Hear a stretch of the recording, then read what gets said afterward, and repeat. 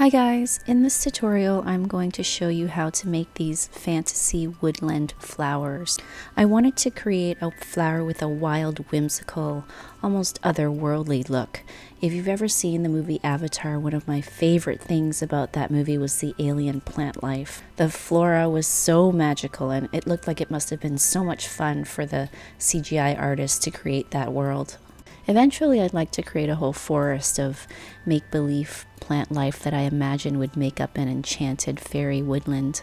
These flowers can be put up on walls for room decor or used to create table centerpieces. You can create wreaths with them also, which I'll be doing in another video soon. In your downloaded file, you should see two flower sizes, small and large. Depending on which petals you use to make up each flower, the small flowers can span up to 9 or 10 inches, and the large flowers can be as large as 14 or 15 inches. Again, these sizes are based on usage of the longest petals, and as you can see here, I use a mixture of petal sizes. So the white flower on the left, which is from the large flower folder, is 12 inches wide, and the dusty rose flower, which is from the small flower file, is 7 inches wide. In this video, I'm going to show you how to create the small flower with the dusty rose petals. You can also create these flowers here by leaving out the back petals, and I think these look just as pretty without the back petals. So I'm going to spend a few minutes going over what you'll see in your folders. Please bear with me, I want to make sure it's clear what you'll see in your download. If you want to skip this part and get straight to where I start assembling the flower, you can skip to around the 3.5 minute mark. As I mentioned, there are two flower sizes, small and large. This here is what you'll find in your small woodland flowers folder. And within that folder, you'll see two more folders called small front petals and small back petals. In the small front petals folder, you'll find the SVG file, which is what most of you will be using. But if you need the PDF or PNG, you'll also find these there, among other file types. These petals that I call the front petals are the white petals you see here. There should be 5 small-sized petals, 3 medium petals, and 2 long petals. You'll also see these shapes here, and these are the flower centers, which is the black parts you see here. And I've included 3 sizes just for a variety.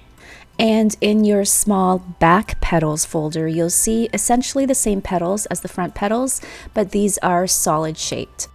And they're a little bit wider than the front petals, and these are the petals that I used to create the dusty pink petals here.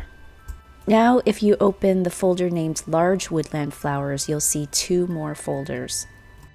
One called Large Front Petals and the second called Large Back Petals. And shape-wise, these are exactly the same as the small flowers. The only difference is these are larger.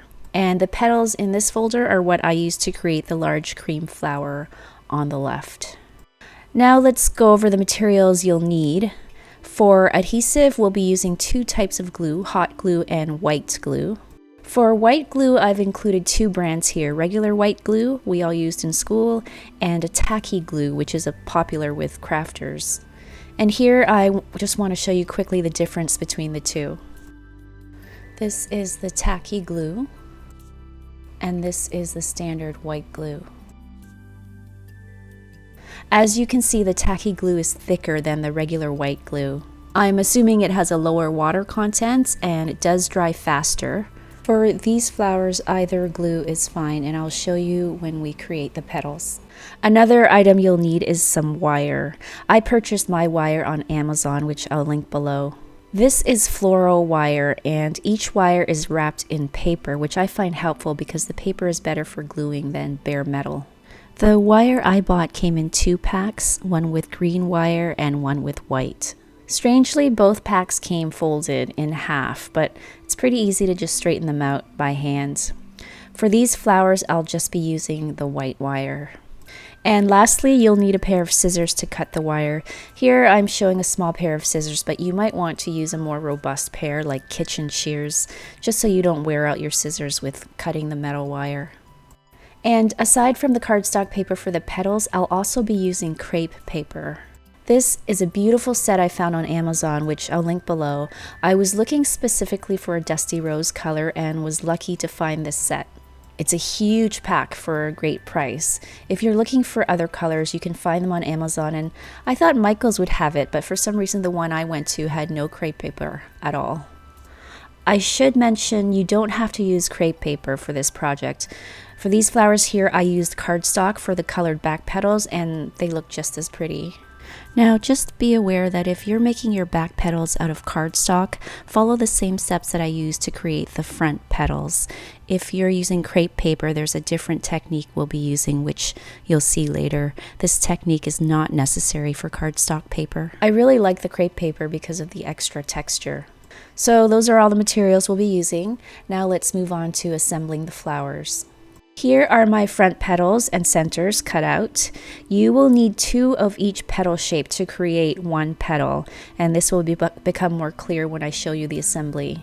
And here are my back petals, which I've cut out in cardstock because, as you'll see later, we'll be using these to hand trace onto the crepe paper. I'm doing it this way because I don't have a fabric blade on my machine, which I think is what you need to cut crepe paper on a cutting machine. If you have a fabric blade, by all means use it. Then you won't need to cut out these back petals in cardstock at all. You can just cut these shapes from your crepe paper. Now finally, let me show you how to make a flower. As I mentioned, you'll need 2 cutouts of the same petal like you see here. And the first thing we do is take your piece of wire, make sure it's nice and straight, and position it down the center spine of the petal to measure the lengths you need. You don't need the wire to span the whole length, just most of it. Then just cut the wire where you have it marked. And again, straighten the wire as much as you can. Now take your glue and squeeze a thin line of glue down the center of the petal. Add small drops all around the edges of the petals.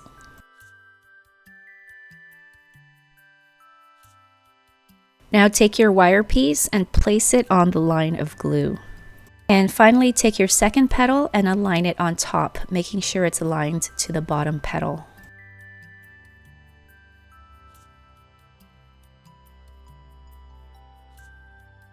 Once you have your petals aligned, just press them together and run your finger over the wire to press it in there securely. Do this on both sides of the petal. And that's it for creating each petal. If you're going to be making a bunch of these flowers, just make a pile of different sized petals, let them dry, and then move on to the assembly of your flowers. Here again is what an assembled flower looks like, and remember you'll also need to cut out the centers. You can choose any center for your flowers. Next, we're going to bend each petal. You can bend them however you like. I'm bending each petal in this S or Z shape depending on which direction you're looking at it. Just use your fingers to create a bend at the base of the petal, and then as you move your fingers up, create a bend in the opposite direction of the first bend near the top of the petal. And by bend I mean a curve, not a sharp angled bend. And now just bend all of your petals in the same way.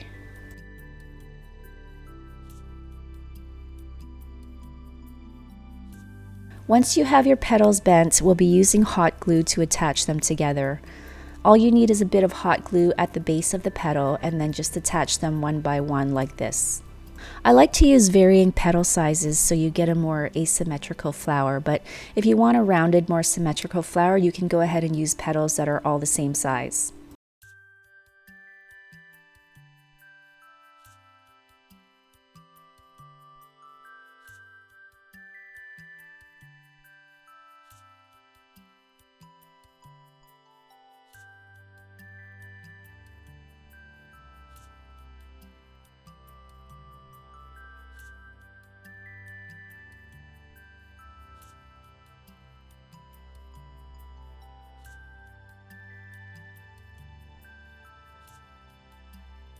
Then take your centerpiece and bend each arm upwards.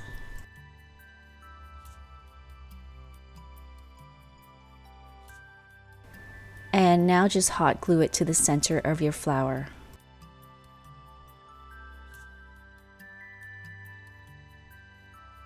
As I said before, you can use these flowers as they are, They're very pretty, very lacy, like flowers on a wedding dress.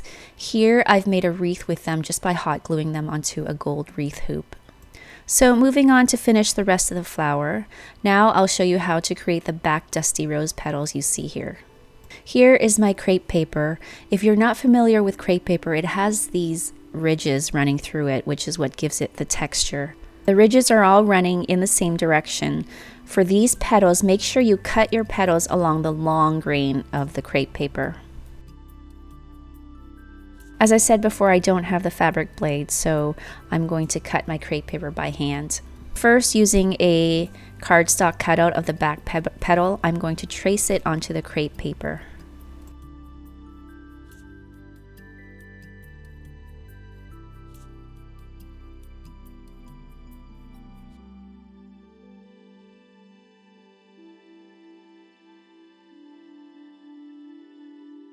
And if you're cutting your petals like I am by hand, try to cut the tracing lines out of your petal. I'm not doing a very good job here, which is okay with this dusty rose color, but if you're using a lighter colored paper, you don't want to see those trace lines.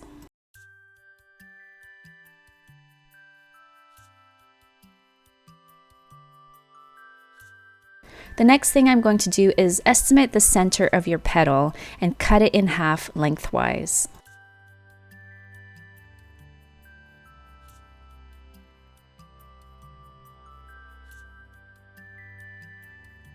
And now, just like the front petals, take a piece of wire and hold it up to that center cut to see how much wire you need. Again, you don't need the wire to run the whole length, just a rough match. And now here's a technique I saw on a Leah Griffith video, which I thought was so clever. Some of you may know it already. We are going to take the wire piece and stick it right into your glue bottle. But before you do this, just squeeze your glue until you see it just reaching the tip. This is just so that neck area is filled with glue. Now take your wire and put it right down the hole, but be careful not to let it go. And when you pull it out, you'll see that it's nicely covered in glue. Now take your wire and place it along the center edge of one crepe piece. Then take the second crepe piece and overlap that wire with it.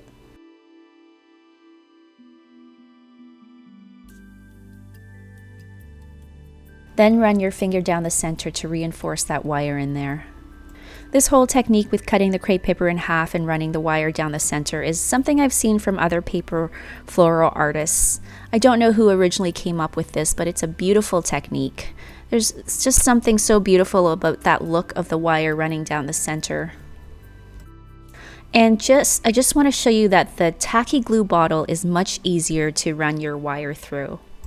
Here I forgot to squeeze the glue out first, which is fine. Just give it a squeeze when your wire is in there until you see the bead of glue just surfacing at the tip.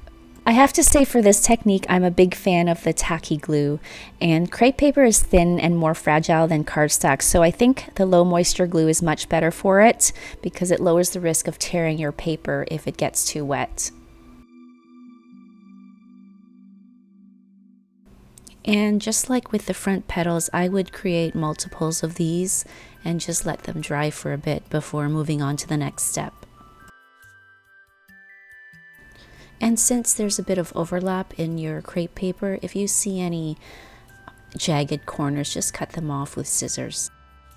So the next thing we're going to do is curve or bend these petals the same way we did with the white petals earlier. Bend upwards at the base, then bend in the opposite direction towards the top of the petal. And repeat with all your back petals. And to attach it to our flower, we use the hot glue again. Pretty simple, just a bead of hot glue at the base and then attach it behind your flower anywhere you want. I like to place these back petals between two front petals rather than directly behind a front petal.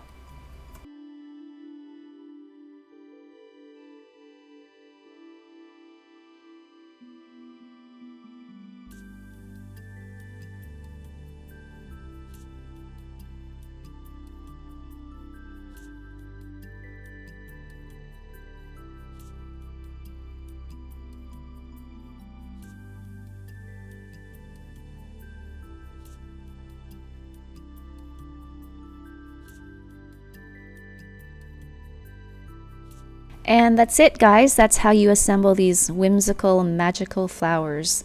I hope you enjoyed this project. Please like this video if you did. It was so much fun designing, and I'm so looking forward to creating more fantasy flora. Please subscribe if you'd like to see future projects from me. And again, thank you to everyone who has supported me by purchasing my designs and purchasing through my Amazon clicks. It's very much appreciated. Thanks, guys.